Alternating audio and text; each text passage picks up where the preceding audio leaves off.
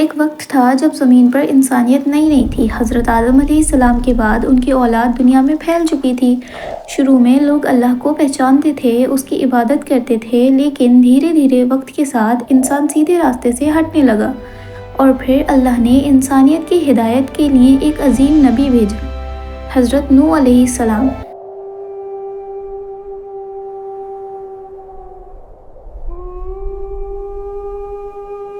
سوچئے، ایک نبی جس نے صرف کچھ سال نہیں بلکہ 950 سال تک اپنی قوم کو اللہ کی طرف بلایا، لیکن پھر بھی اکثر لوگ ایمان نہ لائے۔ یہ واقعہ صرف تاریخ نہیں بلکہ صبر اور یقین کی سب سے بڑی مثال ہے۔ حضرت نوح علیہ السلام کو اللہ نے اپنی قوم کی طرف رسول بنا کر بھیجا۔ انہوں نے اپنی قوم سے کہا کہ صرف اللہ کی عبادت کرو، اس کے سوا تمہارا کوئی معبود نہیں۔ قرآن میں اللہ فرماتا ہے، اے میری قوم، اللہ کی عبادت کرو، تمہارا اس کے سوا کوئی معبود نہیں۔ لیکن لوگوں نے سچ کو قبول کرنے کے بجائے شرک کا راستہ اپنا لیا۔ نیک لوگوں کی یاد میں بنائے گئے نشان دھیرے دھیرے بت بن گئے، جنہیں واد، سوا، یغوت، یعوق اور نصر کہا گیا۔ قرآن بتاتا ہے کہ قوم ایک دوسرے کو کہتی تھی کہ اپنے معبود کو کبھی نہ چھوڑو۔ یہاں سے گمراہی کھل کر پھیل گئی۔ حضرت نوح علیہ السلام نے ہار نہیں مانی۔ وہ دن میں بھی سمجھاتے، رات میں بھی نصیحت کرتے، کبھی کھلے عام دعوت دیتے اور کبھی چھپ کر لوگوں تک پیغام پہنچاتے۔ اللہ قرآن میں ان کی محنت بیان کرتا ہے، میں نے اپنی قوم کو رات دن بلایا، لیکن میری دعوت سے وہ اور دور بھاگتے گئے۔ پورے 950 سال کی دعوت کے باوجود صرف تھوڑے ہی لوگ ایمان لائے۔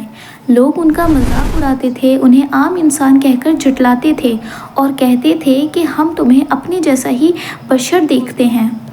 جب قوم کی ضد حد سے بڑھ گئی اور حق پوری طرح واضح ہو گیا تو حضرت نوح علیہ السلام نے اللہ سے دعا کی کہ زمین پر انکار کرنے والوں کو نہ چھوڑا جائے۔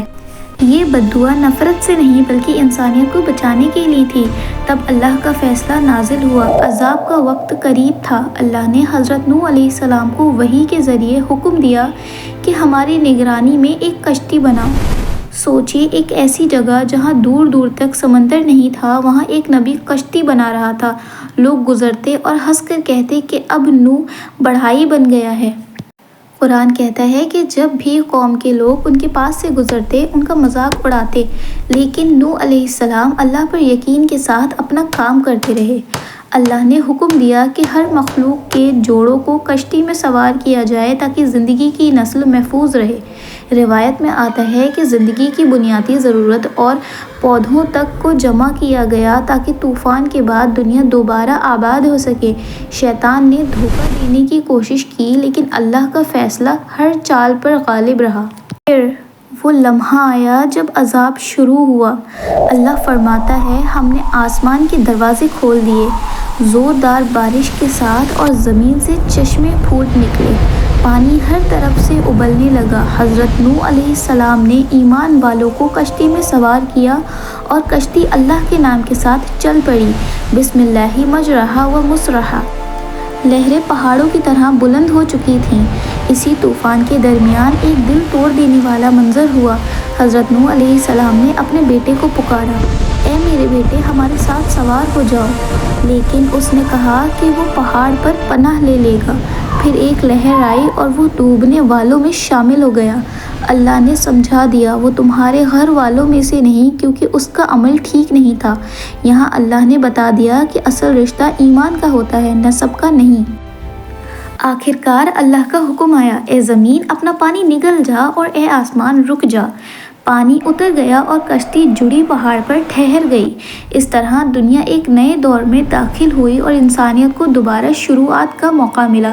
حضرت نوح علیہ السلام کا واقعہ ہمیں یہ سکھاتا ہے کہ حق کا راستہ اکثر تنہا ہوتا ہے، لیکن اللہ کے نزدیک صبر کبھی ضائع نہیں ہوتا۔ نجات صرف اللہ کی اطاعت میں ہے۔ قرآن کہتا ہے کہ ان واقعات میں نشانیاں ہیں ان لوگوں کے لیے جو صبر کرتے ہیں اور شکر ادا کرتے ہیں۔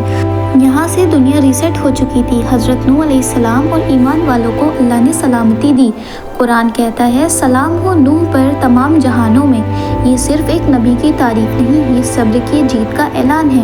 اور پھر قرآن ہمیں فائنل لیسن دیتا ہے، بے شک اس میں نشانیاں ہیں ہر اس شخص کے لیے جو صبر اور شکر کرتا ہے۔ آج بھی دنیا میں آواز وہی ہے، حق کی دعوت دی جا رہی ہے۔ سوال یہ نہیں کہ کشتی بنی یا نہیں، سوال یہ ہے جب اللہ کی طرف بلایا جائے کیا ہم نوح علیہ السلام کی کشتی میں سوار ہوں گے یا اس قوم کی طرح اپنی ضد پر کھڑے رہیں گے؟ ایسی ہی اور ویڈیوز کے لیے چینل سبسکرائب کریں۔ جزاک اللہ خیر۔